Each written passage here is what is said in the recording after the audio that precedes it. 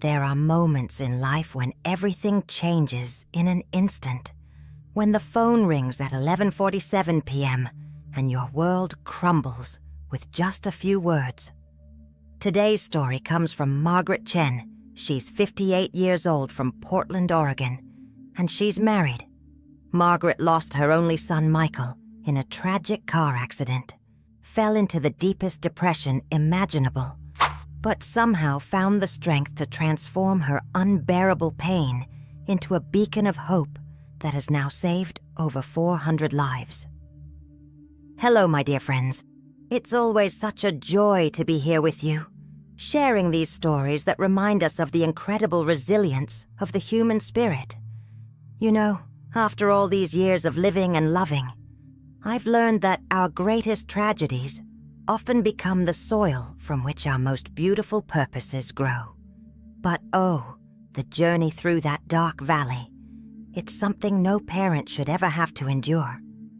Before we dive into Margaret's incredible journey, I want you to do something for me. If this story touches your heart, and I promise you it will, please hit that like button, subscribe to our channel so you never miss these inspiring stories, and leave me a comment telling me what resonates with you. Don't leave just yet, because the ending of this story will absolutely move you to tears of hope.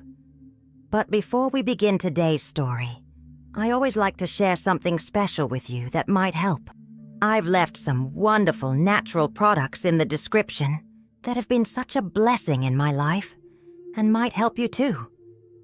These are products I personally use and recommend for various health concerns like sleep, joint comfort, energy, and overall wellness.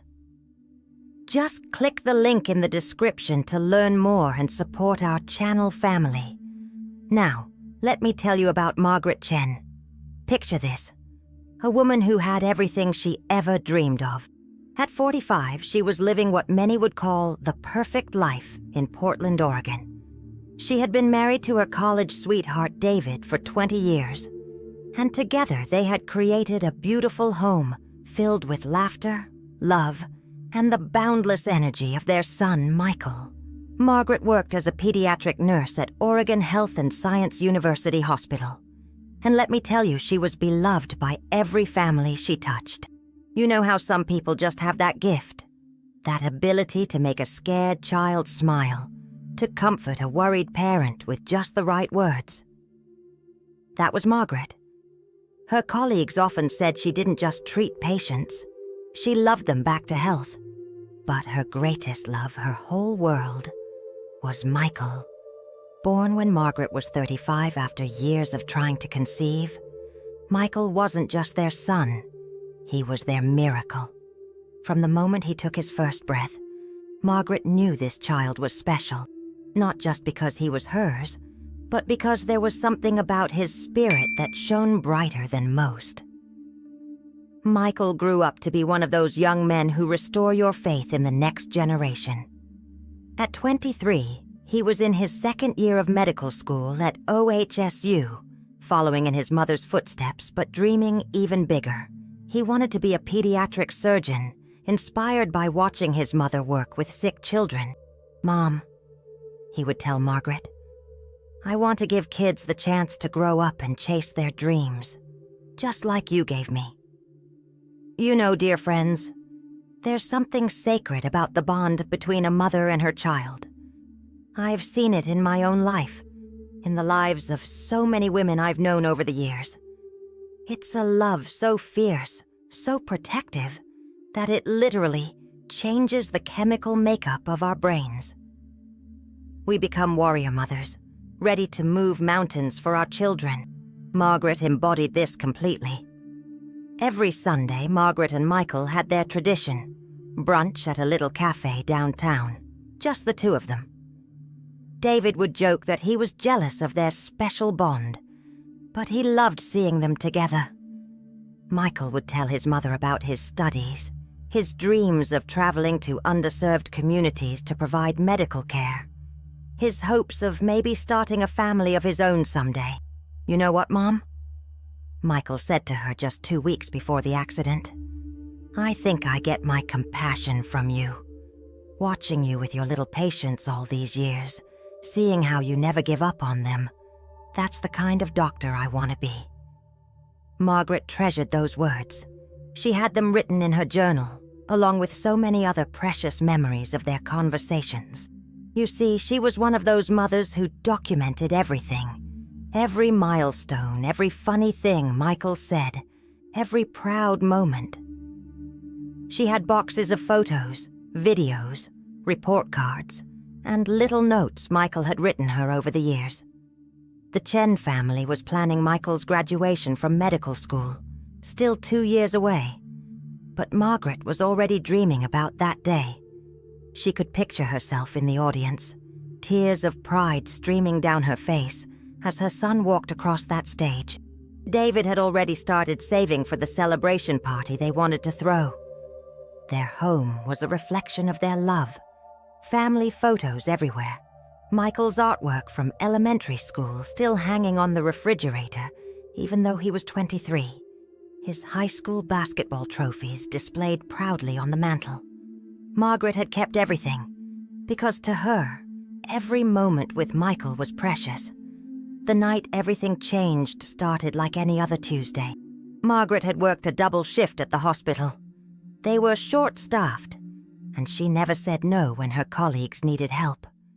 She came home exhausted around 9 p.m. to find David grading papers at the kitchen table.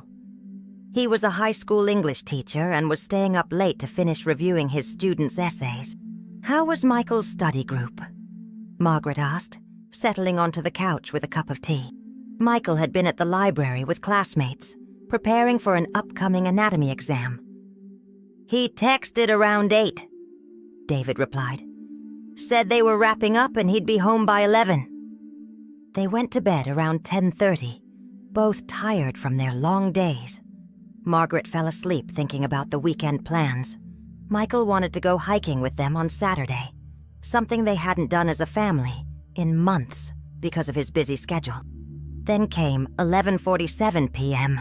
The phone rang with that jarring sound that immediately tells you something is wrong. You know what I mean, don't you? There's something about a phone ringing that late at night that makes your heart race before you even answer it. Margaret jolted awake, immediately feeling David tense beside her. "Mrs. Chen?" The voice on the other end was professional but gentle. "This is Dr. Martinez from the emergency department at OHSU. I need you and your husband to come to the hospital immediately. Your son, Michael, has been in an accident." The world stopped. Margaret later told me that in that moment she felt like she was falling through space, even though she was sitting on the edge of her bed. "Is he okay?" she whispered. But somehow she already knew from the doctor's tone that he wasn't. "Please come as quickly as you can," Dr. Martinez said softly. "We'll explain everything when you arrive. You know, my dear friends, I've lived long enough to understand that there are some phone calls that divide your life into before and after. For Margaret Chen, that call at 11:47 p.m. was exactly that kind of moment. What I'm about to share with you is the darkest chapter of her journey. But please don't leave, because what she discovered in that darkness and how she climbed out of it will absolutely touch your heart in ways you can't imagine right now." The 20-minute drive to the hospital felt like 20 hours. Margaret sat in the passenger seat, gripping David's hand so tightly she left marks on his fingers. She kept thinking this had to be a mistake, that maybe it wasn't Michael. Maybe it was someone else with a similar name. Her mind was doing what minds do when faced with the unthinkable. It was protecting her by refusing to accept reality. When they arrived at the emergency department, Margaret immediately recognized the look on Dr. Martinez's face. She had worn that same expression countless times when delivering devastating news to other families, the professional composure barely containing the human heartbreak underneath. "Mr. and Mrs. Chen," Dr. Martinez said gently, leading them to a private room. "Michael was involved in a collision at the intersection of Powell and 82nd. A drunk driver ran a red light and hit him head-on. We did everything we could, but his injuries were too severe. I'm so sorry, but Michael didn't survive." Margaret told me later that she didn't scream or cry at first. She just sat there, staring at the doctor, waiting for him to tell her this was all a terrible mistake. David collapsed into a chair beside her, sobbing, but Margaret felt nothing. It was as if her brain had simply shut down to protect her from processing information that was too painful to accept. "Can I see him?" she whispered. What happened next still haunts Margaret to this day. Seeing Michael lying on that hospital bed so still, so peaceful, but so clearly gone, it shattered something fundamental inside her. This beautiful young man who had been full of life and dreams just hours earlier was now just a body. Her baby, her miracle, her whole world, gone in an instant because someone made the selfish decision to drink and drive. The weeks that followed were a blur of funeral arrangements, casseroles from neighbors, and a house suddenly filled with flowers that reminded Margaret of death instead of life. She went through the motions, picking out a casket, writing an obituary, standing at a graveside, but she wasn't really there. Part of her had died with Michael, and what remained was just going through the necessary steps. The funeral was beautiful, if any funeral can be called that. Hundreds of people came. Michael's classmates, professors, patients and families Margaret had cared for over the years. David's students and colleagues. Person after person told stories about Michael's kindness, his brilliant mind, his bright future that would never be realized. He was going to change the world, one of his medical school friends said. He always talked about opening free clinics in poor communities. Michael believed every child deserved access to quality health care, regardless of their family's ability to pay. Margaret listened to it all from behind a fog of grief medication and shock. Everyone kept telling her how sorry they were, how Michael was in a better place, how time would heal her broken heart. She nodded and thanked them, but inside she was screaming. How could there be a better place than here, with his family? How could time heal something that had been completely destroyed? After the funeral, when all the visitors went home and the casseroles were eaten or thrown away, Margaret was left alone with her grief. David tried to be strong for both of them, but he was drowning too. They moved through their house like ghosts, avoiding Michael's room, avoiding the places where his presence was strongest. Margaret couldn't go back to work. How could she care for other people's children when she couldn't save her own? She couldn't bear the thought of comforting worried parents when she knew firsthand that sometimes the worst really does happen. The hospital granted her indefinite leave, understanding that some losses require time that can't be measured in days or weeks. Sleep became impossible. Margaret would lie in bed all night, replaying that last conversation with Michael, wondering if she had hugged him long enough, if she had told him she loved him enough times. She started blaming herself. If she hadn't worked that double shift, maybe she would have picked him up from the library. If she had called him earlier, maybe he would have left before that drunk driver got on the road. The depression crept in slowly at first, then swallowed her whole. Margaret stopped showering, stopped eating, stopped caring about anything. She lost 30 pounds in 2 months, and David was terrified he was going to lose his wife too. He begged her to see a therapist, to try medication, to just try something. "What's the point?" Margaret would ask him. "Michael was my purpose. Without him, why am I even here?" You know, dear friends, I've walked through my own valleys of despair, and I understand how grief can make us feel like we're drowning in an ocean with no shore in sight. Margaret's pain was so profound because her love for Michael was so deep. The depth of our grief is always proportional to the depth of our love. The therapy didn't help at first. Margaret would sit in the counselor's office, staring at the wall, refusing to engage. The antidepressants made her feel numb, but didn't touch the core of her pain. Well-meaning friends and family members kept telling her that Michael wouldn't want her to be so sad, that she needed to move on for his sake. But how do you move on when your child's bedroom still smells like his cologne? How do you move forward when his coffee mug is still in the dishwasher, when his medical textbooks are still scattered across his desk, when his voicemail message is still on his phone. Margaret's marriage to David began to strain under the weight of their grief.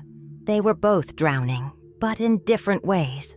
David threw himself into his work, staying late at school, taking on extra responsibilities, anything to avoid coming home to a house that felt like a mausoleum.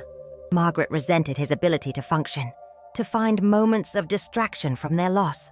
"How can you laugh at your students' jokes?" she accused him one evening.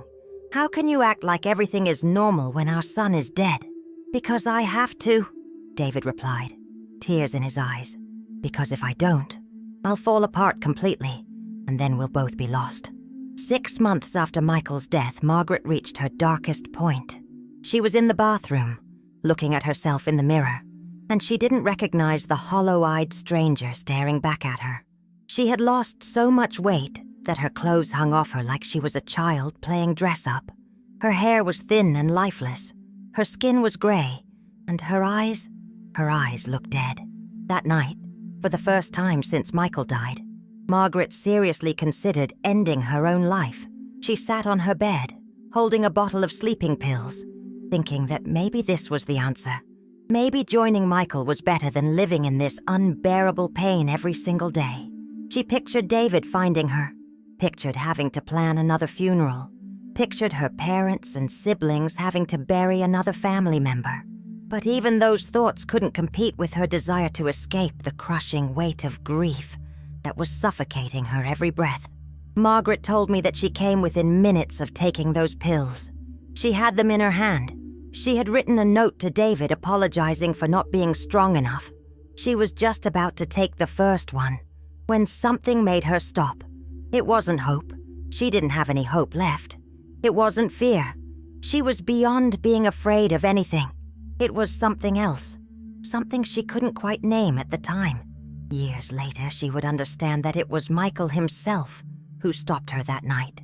Not in any supernatural way, but in the way that love transcends death, in the way that the lessons our children teach us continue to guide us even when they're gone.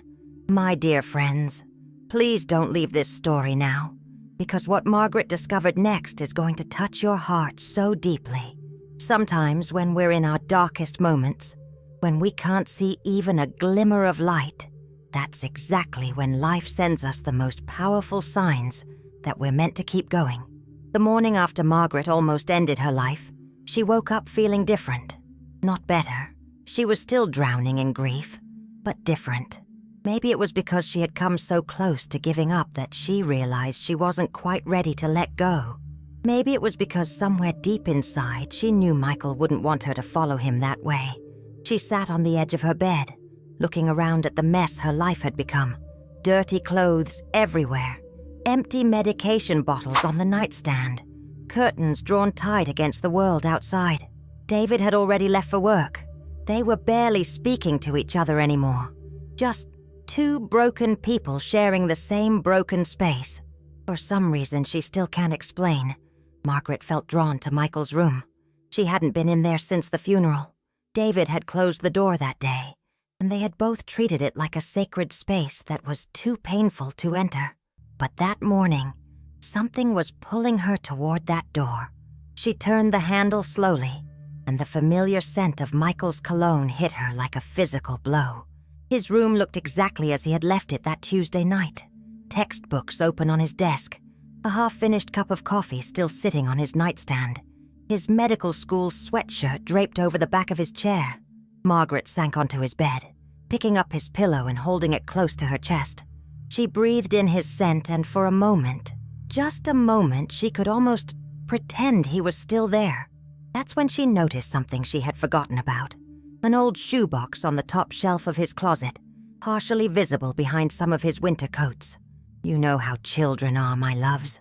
They keep treasures that seem insignificant to adults, but mean the world to them.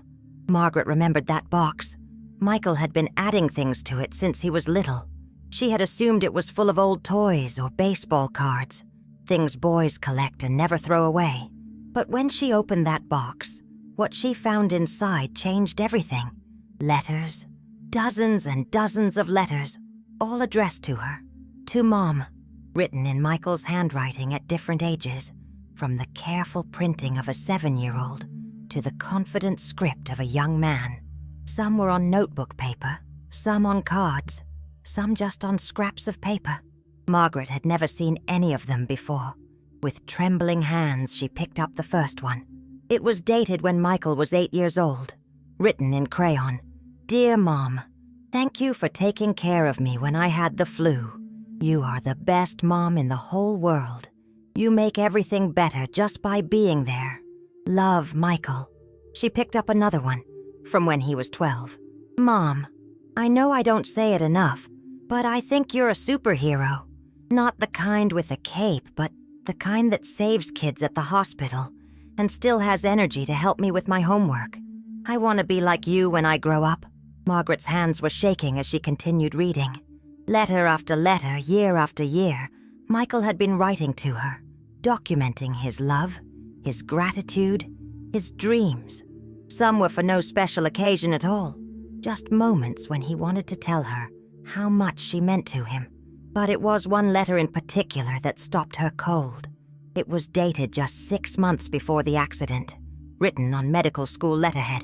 Michael was 16 when he wrote it, during a particularly difficult time when he was struggling with whether medicine was really the right path for him.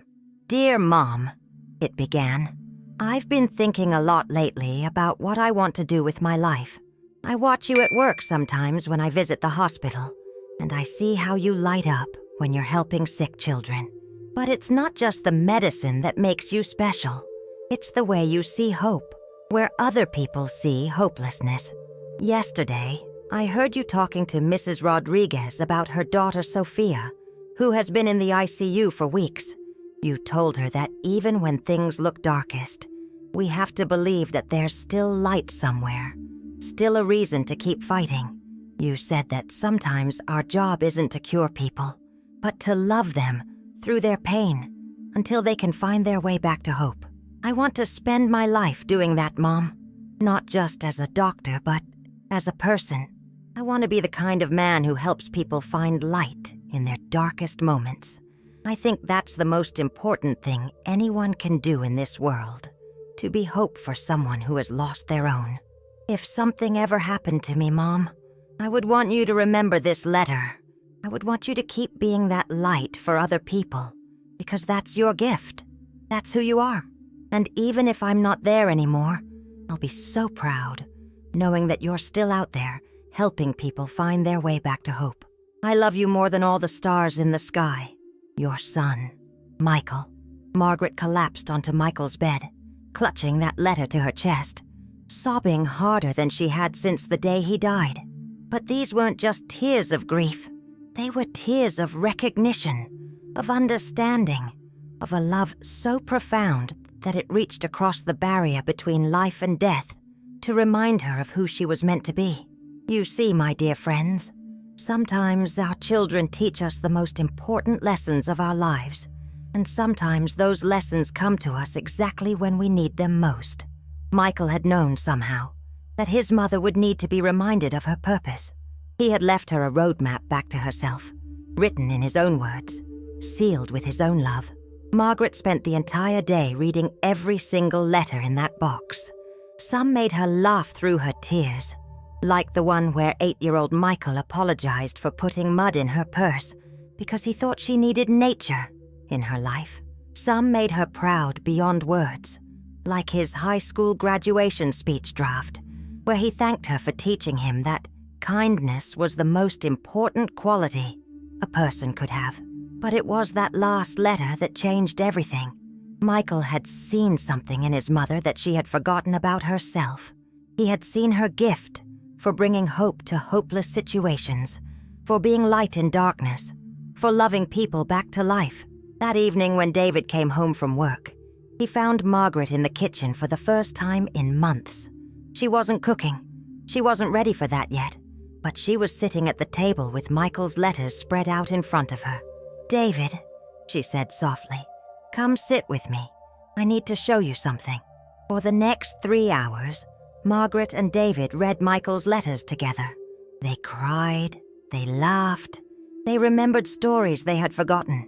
For the first time since the accident, they talked about Michael not as someone they had lost, but as someone who was still teaching them, still loving them, still guiding them forward.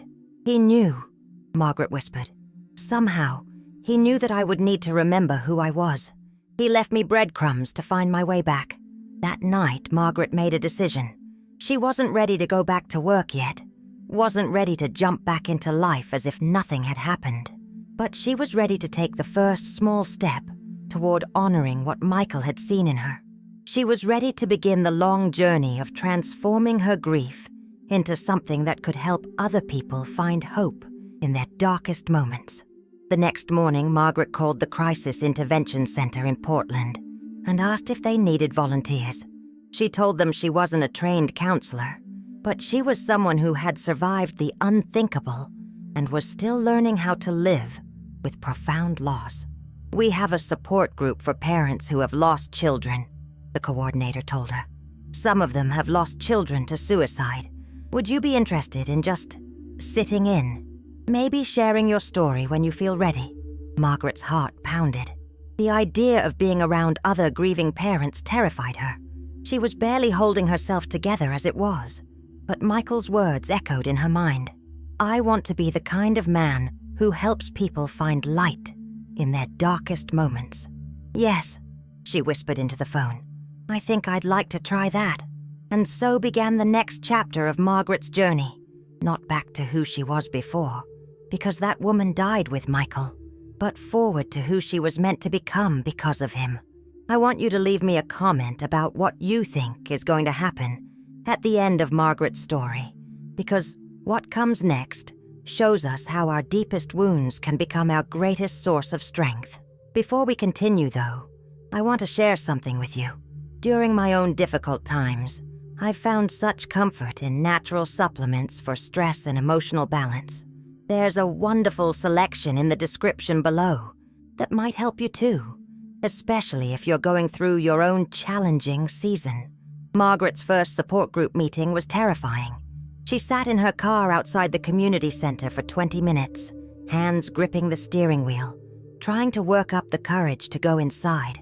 She had lost so much weight that even her smallest clothes didn't fit properly, and she felt like she was pretending to be a functional human being.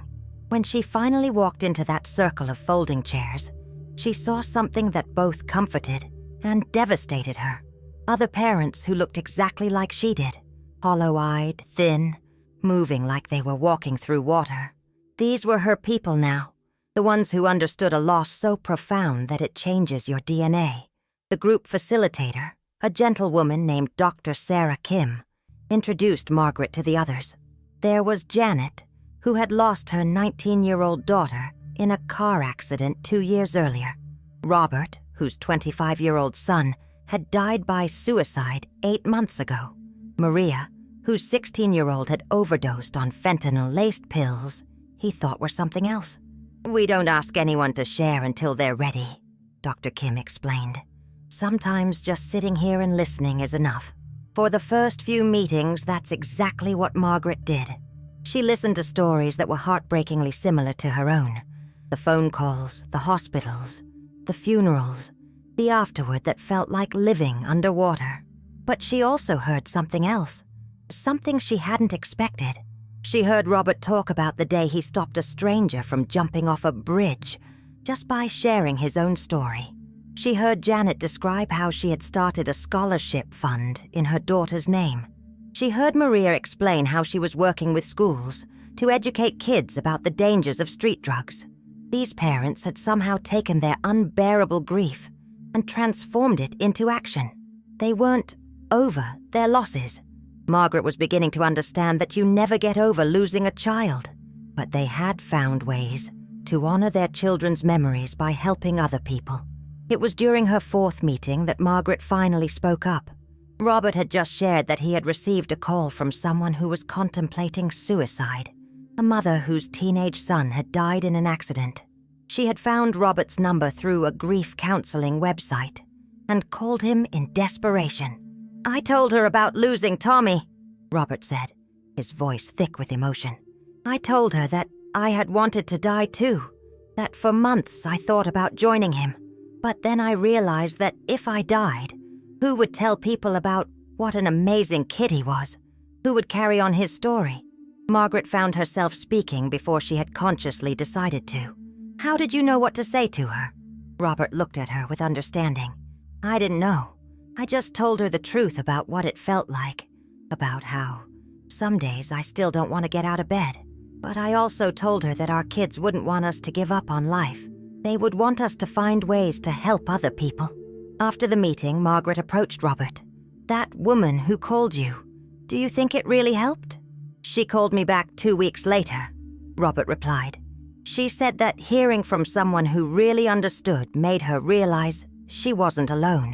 She's in therapy now, taking medication, taking it one day at a time. That's all any of us can do." Driving home that night, Margaret thought about Michael's letter again, about his desire to be hope for people in their darkest moments. She was beginning to understand that maybe his death didn't have to be the end of his mission to help people. Maybe it could be the beginning. Over the following weeks, Margaret started sharing more in the support group. She talked about the letters Michael had left her, about how they had saved her life.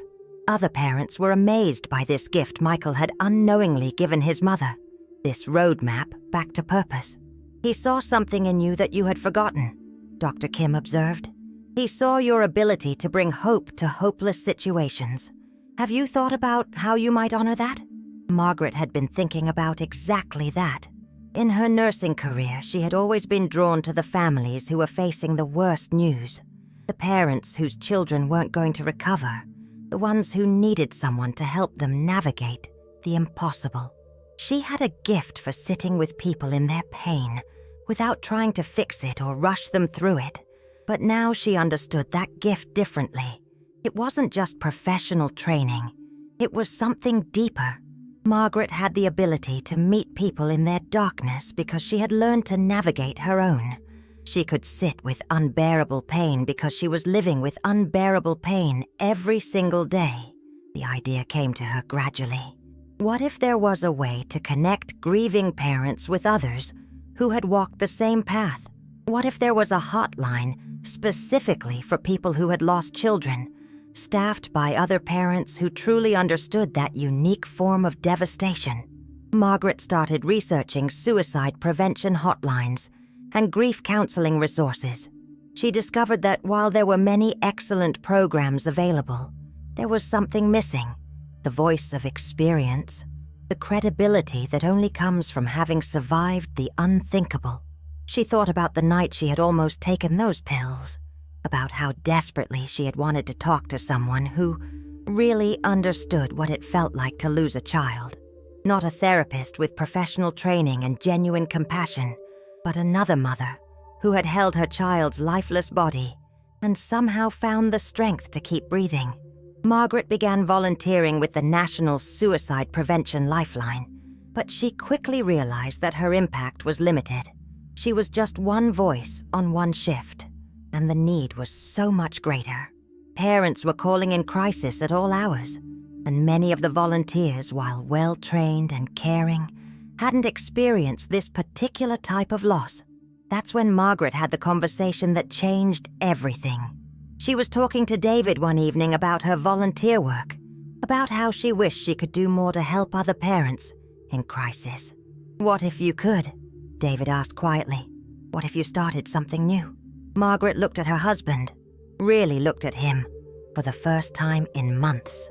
David had lost Michael too, had been grieving just as deeply, but he had been watching his wife slowly come back to life through her volunteer work. The spark in her eyes when she talked about helping other parents was the first light he had seen there since the accident. "What do you mean?" Margaret asked. "I mean, what if you created the thing you wished existed when we lost Michael?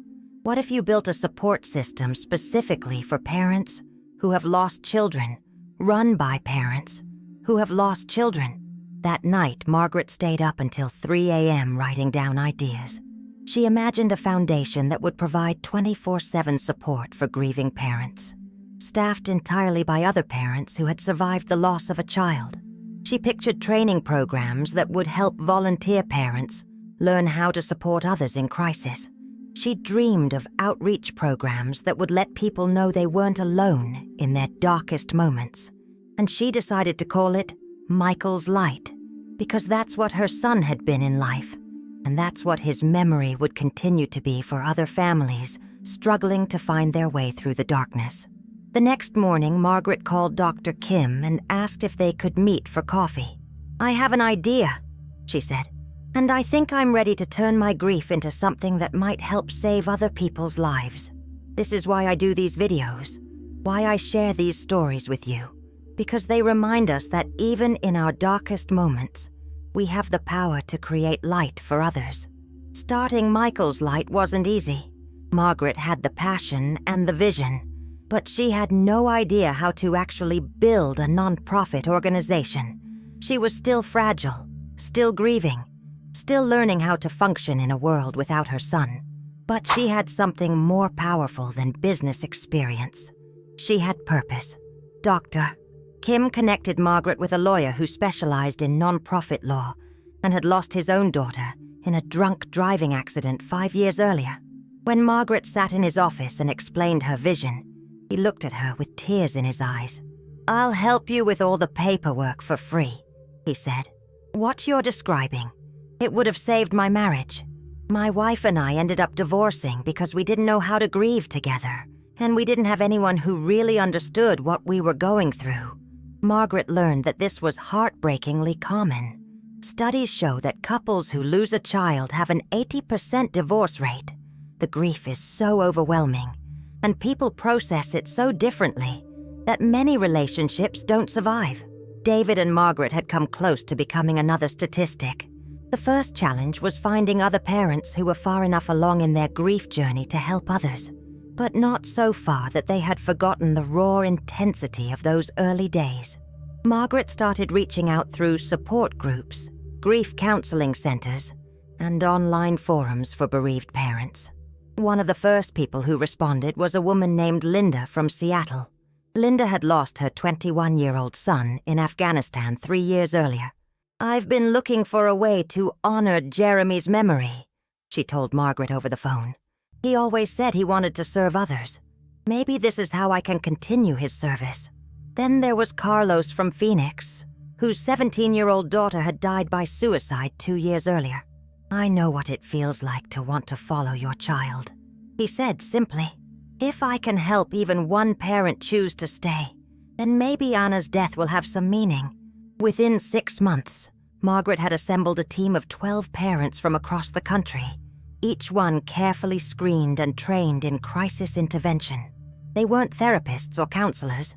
They were something more powerful. They were survivors who could say to someone in crisis, "I understand exactly what you're feeling, because I felt it too, and I'm still here." The training process was intense and emotional.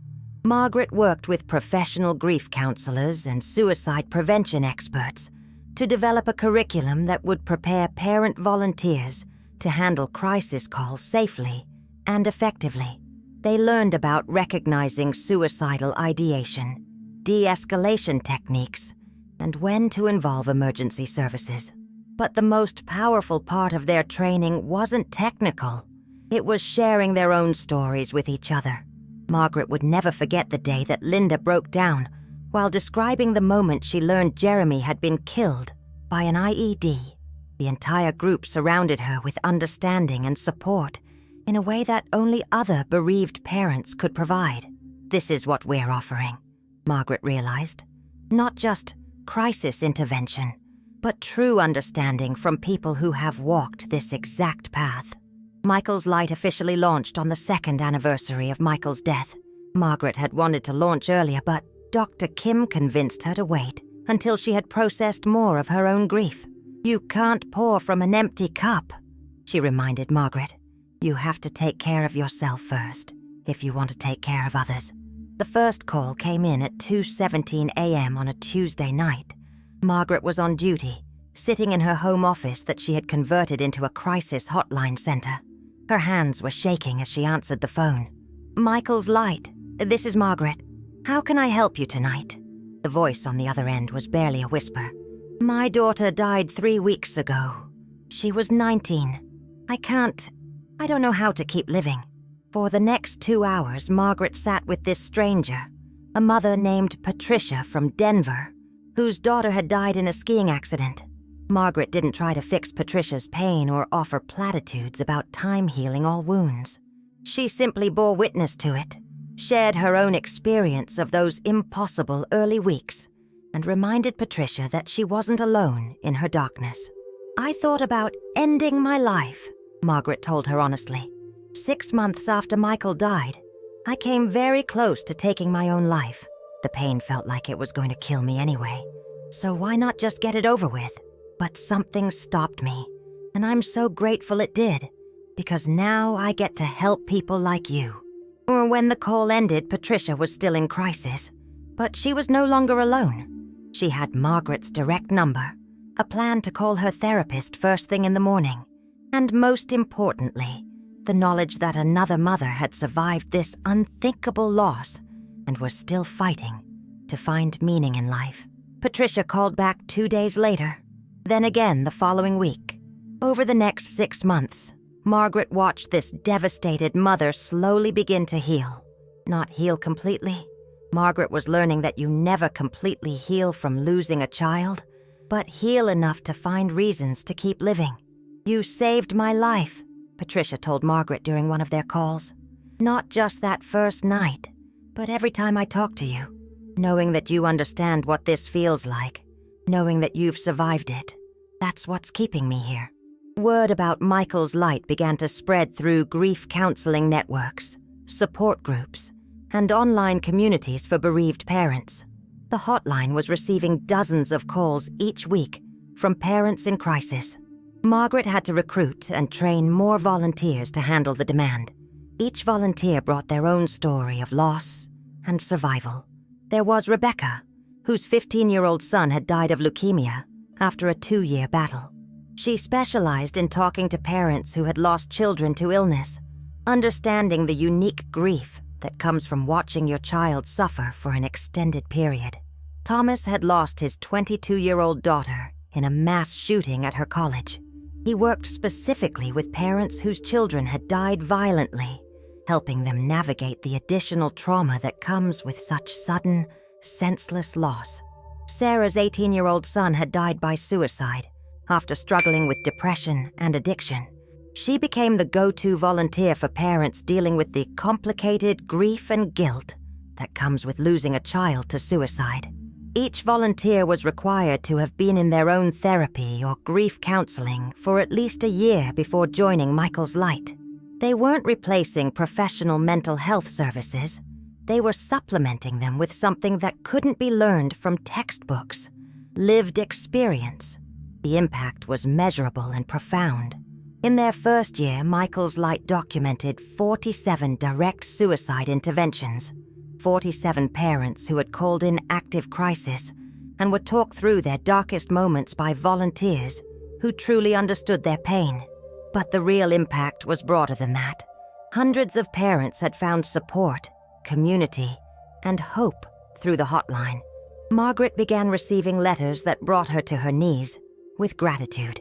A father from Texas wrote, "My wife and I were planning to die together after our son was killed in Iraq.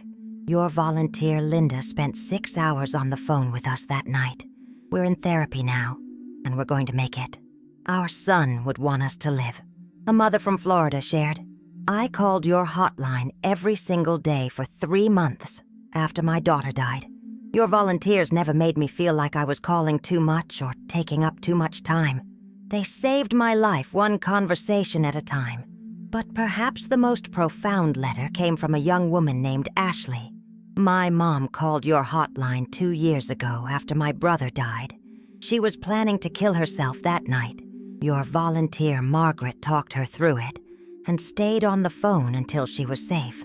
Because of that call, I still have my mother. Because she lived, she was able to help me through my own grief over losing my brother. You didn't just save one life that night. You saved our entire family." 3 years after launching Michael's Light, Margaret received a call that changed everything. It was from a producer at NBC News who had heard about their work and wanted to do a feature story. The segment aired on the Today Show, and within 24 hours, Michael's Light was receiving calls from parents across the country, begging for help, starting similar programs in their own communities.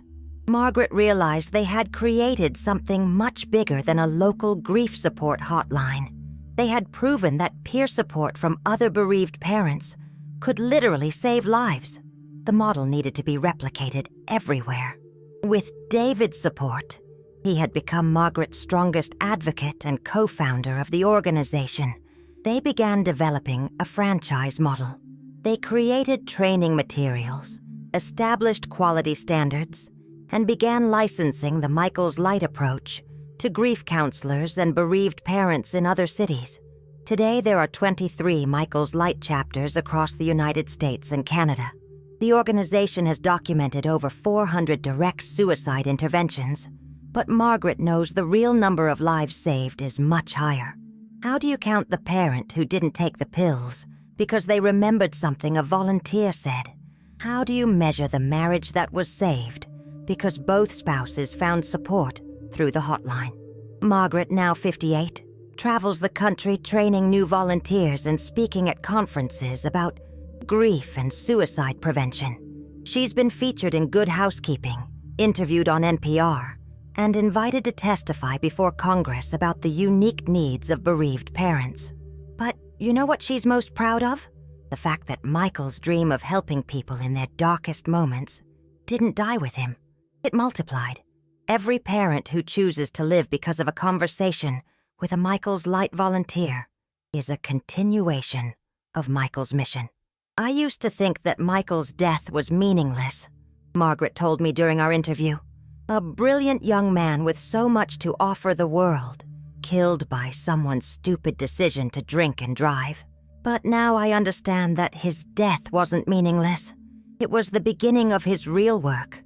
Through Michael's Light, he's still saving lives. He's still bringing hope to people in their darkest moments. Margaret and David's marriage, which almost didn't survive their grief, is now stronger than ever. They work together every day to honor their son's memory, and they've learned that shared purpose can heal what shared grief once threatened to destroy. Grief never goes away, Margaret explains to new volunteers, but it changes. In the beginning, it's like drowning in an ocean of pain, but eventually, you learn to swim in those waters, and once you can swim, you can help pull other people to shore. Last month, Margaret received a letter that brought her full circle. It was from a young man named Marcus, who wrote, "Mrs.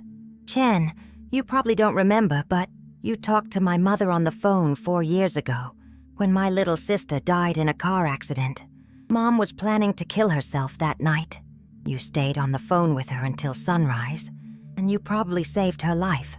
I wanted you to know that next month, I'm starting medical school. I want to be a pediatric surgeon, just like your son Michael wanted to be.